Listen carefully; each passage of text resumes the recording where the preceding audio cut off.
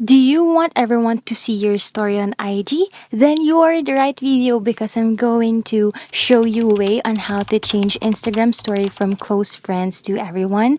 But first, don't forget to like this video, subscribe, and hit that notification bell. So without further ado, let's start. So here's how you can do that, guys. First, click traditional lines in the top right, and then you want to click close friends.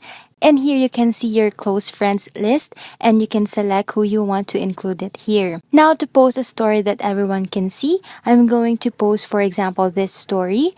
Instead of clicking close friends or instead of clicking here in this arrow, you have to click on your story which is located at the very bottom and you will be able to change the story from close friends to everyone.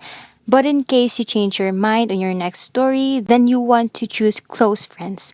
Okay, so that's the end of this video. Thank you guys for watching. And if you're looking for more tutorial videos, feel free to visit our YouTube channel. Thank you guys again, and I'll see you on the next one. Bye!